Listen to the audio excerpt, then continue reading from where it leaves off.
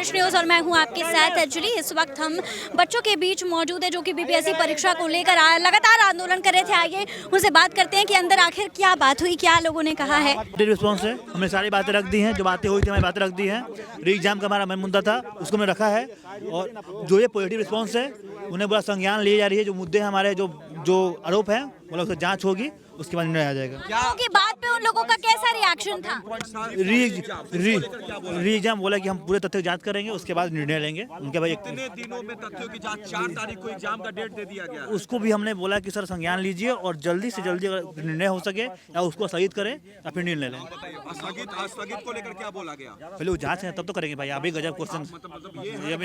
पर कुछ बात है, जांच कितने दिन में रिपोर्ट, क्योंकि 4 तारीख रिपोर्ट दे दिया गया है, वो जांच। उन्होंने बोला है कि हम आपकी सारी बातों को सुन ले रहे हैं और जल्दी से जल्दी हम इस पे एक्शन ले रहे हैं और जो भी होगा हम लोग त्वरित कार्रवाई करेंगे। क्या आप लोगों ने दिया? साक्ष्य हम लोग सब दिए हैं। ये बापू सेंटर का जो हुआ है 18,000 एडमिट कार्ड इशू हुआ है।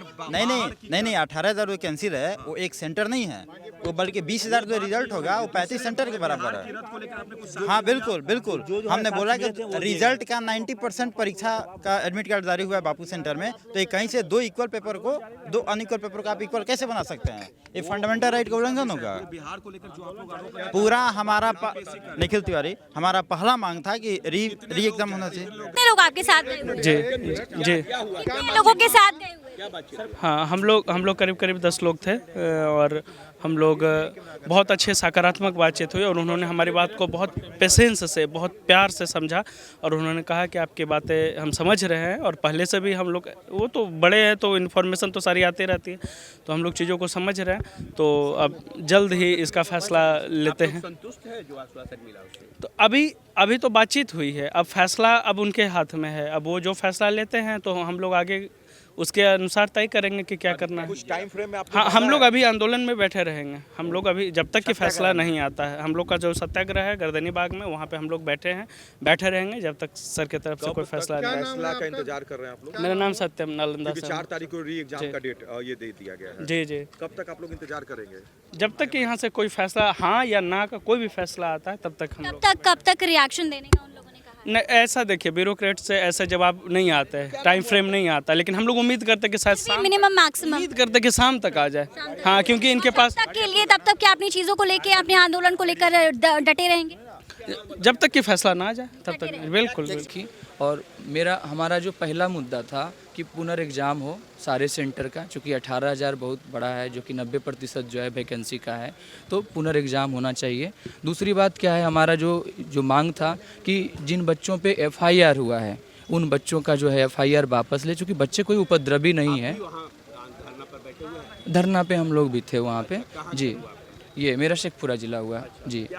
तो हाँ, तो ये हुआ। तीसरी बात हमने रखी कि जिन अधिकारियों ने इस तरह से कुकृत रूप से हम लोग को पीटे हैं या इस तरह से जो हुआ है उन पे एक जांच बैठाई जाए और एग्ज़ाम का जो मिसमैनेजमेंट हुआ है इस पे भी, क्योंकि माननीय बिहार लोक सेवा आयोग की छवि को बरकरार रखने के लिए, उनका विश्वास जीतने के लिए एक अच्छे से पारदर्शी रूप से सब चीज़ का होना बहुत ज़रूरी है। तो हमने ये रखा।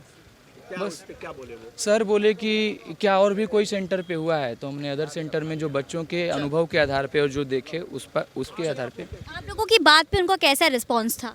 लगा डिप्लोमेटिक रिस्पांस है। उन्होंने कहा कि मतलब एक ट्विटर का था वो दिए, और जो सेंटर वाला एलिगेशन है हमने वो बताया। उन्होंने बोला कि हमारे लिए जांच जो है 24 घंटे से ज़्यादा का समय नहीं लगेगा पूरा CCTV खंगालने में। अगर हम पाते हैं कि ऐसा कुछ हुआ है तो इस पे हम त्वरित कार्रवाई करेंगे। बाकी डिप्लोमेटिक था। फिर हमने CM से मांग की कि महोदय आपका तो लिमिटेड है, मतलब ब्यूरोक्रेसी का जो एक लिमिटेड होता है, तो उन्होंने कहा कि इस पे हम मतलब कोशिश करेंगे कि आपका डेलीगेशन जो है CM से मिल पाए। कब तक आप लोगों को क्लियर कर देने के लिए उन लोगों ने बोल दिया है? कब तक आप लोगों ने जो डिमांड रखी है उसमें आप लोगों को बता दिया जाएगा? कोई टाइम लिमिट तो इन्होंने नहीं दिया, लेकिन मतलब ऐसा लगा कि जल्द ही होगा इस तरह का। हाँ, हमारे जो साथ में भी थे वो उन्होंने कहा कि आंदोलन जो है तब तक हम लोग जारी रखेंगे। तो ये थे हमारे साथ कुछ बच्चे जो कि जुड़े हुए थे और 5 से 6 बच्चे अंदर गए हुए थे बातचीत करने के लिए। उन लोगों ने ये बात रखी है कि सिर्फ बापू परीक्षा परिसर में ही नहीं बल्कि और काफ़ी ऐसे सेंटर्स थे जहाँ पर ऐसे अच्छी तरीके से पेपर नहीं करवाया है। वो लोग केयरलेस थे चीज़ों को लेकर और लगातार बच्चों ने प्रूफ भी दिए हैं और आयोग का कहना है कि वो इस बारे में 24 घंटे में जाँच करेगी और हो सकता है कि शाम तक निर्णय आ जाए या फिर कल सुबह तक निर्णय आ जाए। लेकिन इस बीच लगातार बीपीएससी के बच्चों का आंदोलन जारी रहेगा, वो अपनी आंदोलन को नहीं रोकेंगे। ऐसी तमाम खबरों के लिए हमारे साथ बने रहे दर्श न्यूज़ पर। कैमरामैन शशि के साथ मैं अंजलि, पटना। धन्यवाद।